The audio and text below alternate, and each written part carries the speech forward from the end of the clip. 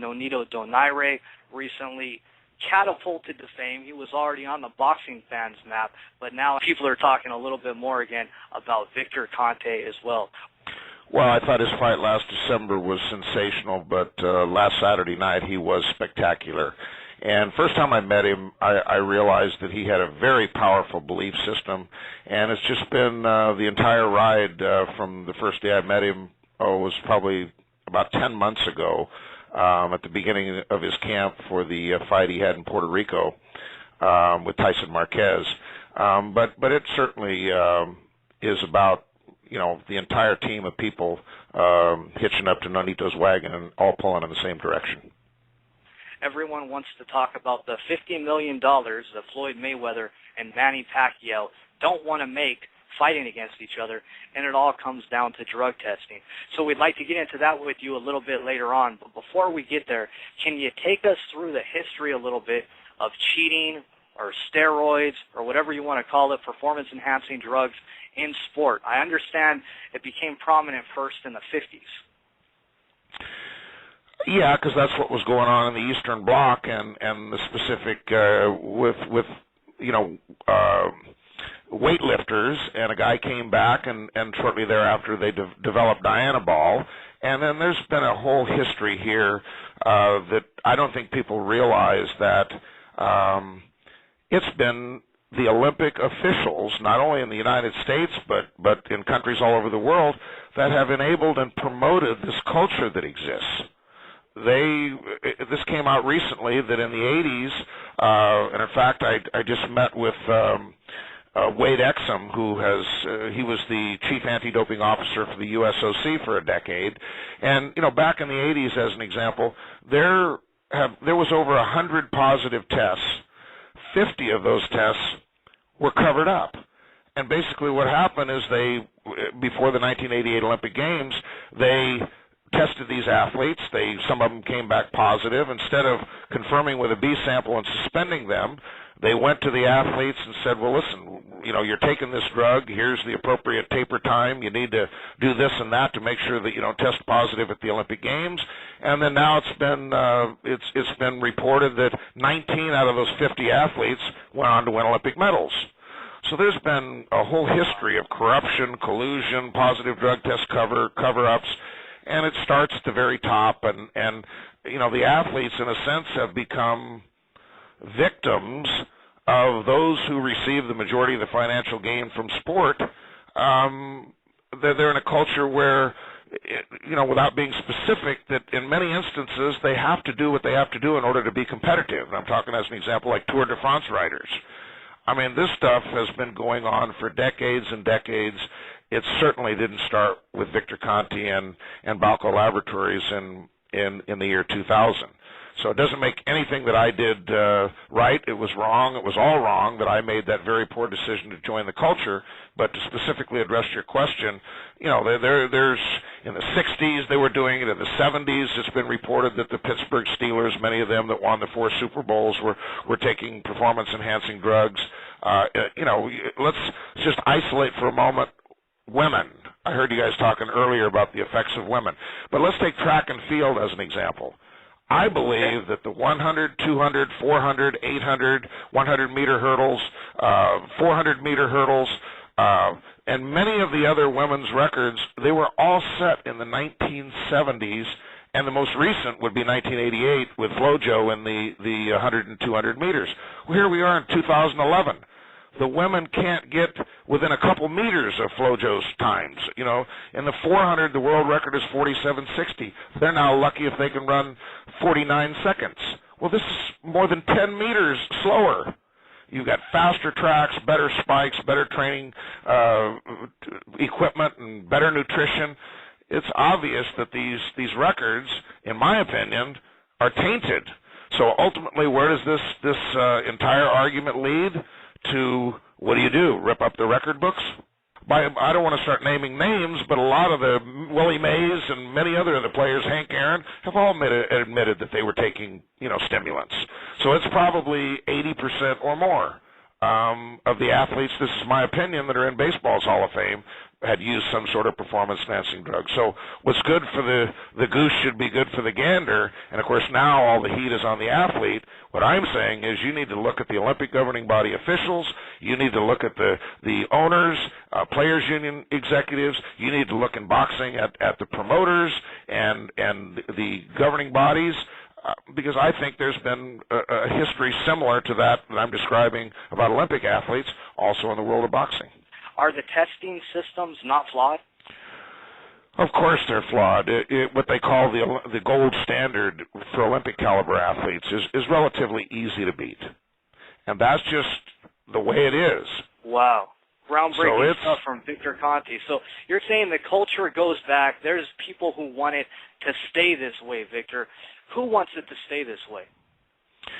Listen, those who receive the majority of the financial gain from sport, these positive drug tests are bad for business. They're bad for television. They're bad for the money that is received by those who get most of the money. And yes, athletes, yes, players get money, but we're talking billions of dollars here. And you have to look at those who control the majority of the financial gain are really the only ones that can create change. And I'm just not so sure, based upon the history that I'm aware of positive drug test cover-ups, that they really want to catch these people, these athletes, and when I say people, I'm talking trainers and coaches and support team as well. Is it going to be a constant cat and mouse game? Is it going to be a constant game of intelligence and counterintelligence? Or is there a point we could get to where you could somehow look at everything and verify that everything's on the up and up? No, it'll never be foolproof. There will always be things. There are specific things that I've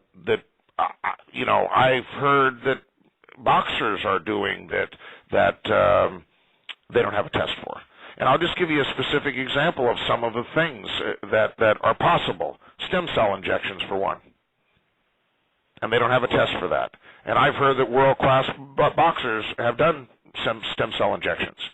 So I'm just trying to give you some example. But a lot of what's going on now, because they do have testing and they do have the ability to look at the what's called a mass spectrogram fragmentation pattern to identify that something is similar in structure to testosterone, a lot of these athletes are going old school. They just go back to using fast-acting testosterone because you can do things, gels and creams that'll clear in a day. What exactly would be possible with stem cell injections? That's something that your average boxing fan has never even heard of. Well, it's going to help. It'll make you stronger. It helps accelerates healing. It promotes the proliferation or the amount of muscle strength that you have. Wow. So it would certainly be performance enhancing. This has been written up. It's been in the New York Times. This isn't any groundbreaking stuff. Even though, as I talk about me having my ear to the ground, I've heard that there have been some elite world champion caliber boxers that have used stem cell injections. There's the danger of me talking about this stuff, is then people can use what I say to circumvent the testing. But I'll just give you an example. With cyclists, they can extract their red blood cells, reinfuse them, and to maintain some of these, I hear they do this even during the Tour de France itself. But the amount of time that it takes to clear your system, if you do it by IV as opposed to subcutaneous, typically in the stomach, it'll clear on average in 19 hours. So if you have to, when you fill out your whereabouts form, say you're going to be somewhere and at a given hour every day, and that time goes by, and then you do an injection of EPO, and you only have to do this once every 10 days, let's say, well, by the time you show up at that place where you're supposed to be the next day, it's cleared your system. So can athletes circumvent by using EPO? Absolutely. Piece of cake. So you can attach more oxygen molecules to the red blood cell to be delivered to the muscle tissue, but once it's there, it picks up the metabolic waste byproducts, lactic acid, ammonia, carbon dioxide, and transports these back out. So it helps to reduce the accumulation of what they call the fatigue acids. So you're going to have much greater stamina and endurance, especially in boxing when you get to the championship rounds. One guy's going to be gassed out and the other guy's still going to be fresh. Wow. And what we see happening these days is Some people are said to have a testosterone deficiency. We see certain high-level athletes going to a doctor for testosterone treatments even, so maybe they get medically excused. That's exactly what they're doing. What they do is they use testosterone, exogenous testosterone, as opposed to being produced by your body. That shuts down your own production of testosterone, right? And then once they have low testosterone and they go off of the testosterone, they go to the doctor and then they get a script. And then they apply and get a therapeutic use exemption. And you're right, that's what they do is they actually use testosterone to suppress it to get a low level, so when they go to the doctor they test low so they can get a prescription and then an exemption. I know one thing everybody's going to want to talk about is Pacquiao and Mayweather with you, Victor.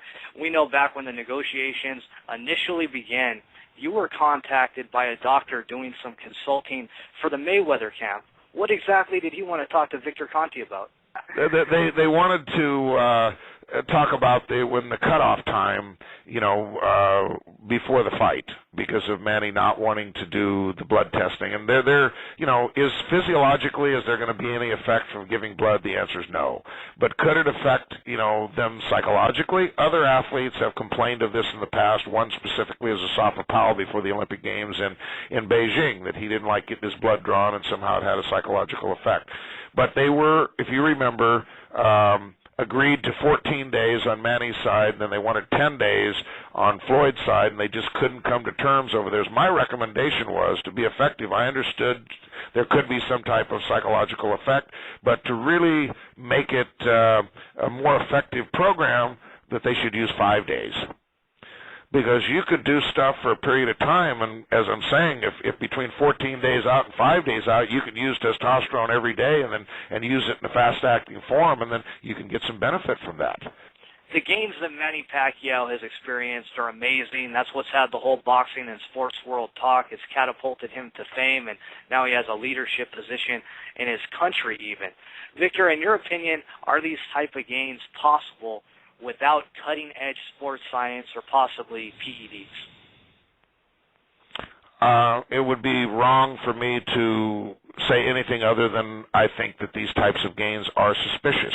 But as I said earlier, do I believe there are athletes that can do it, that are special and genetically gifted, and that have won championships or gold medals that have been clean? The answer is yes. But it's certainly suspicious. There's no doubt about it. In this culture today and the history and everything we know post-Balco, everybody's suspicious. And that's really, in a sense, it's unfair to those that are doing it the right way. And the only choice they have is to try to lead and do it the right way and do what they can, step up and participate, get into a pool like Nonito has offered to do. And I'm not just talking a pool where they show up, you sign a fight, and they show up to test you, but ultimately I'd like to see a program, and there's been some discussion that I've had with Dr. Margaret Goldman, who says that it should be voluntary and not just be on a Pacquiao or a Mayweather. And individually, if one of those decide that they want to get into this pool and be subjected to testing 24/7, 365 to do what they can to prove to the fans that they're clean, it shouldn't be about a negotiation. It should be their opportunity to do it from a perspective of, regardless of what your opponent's going to do, you do what you can to show that you're clean.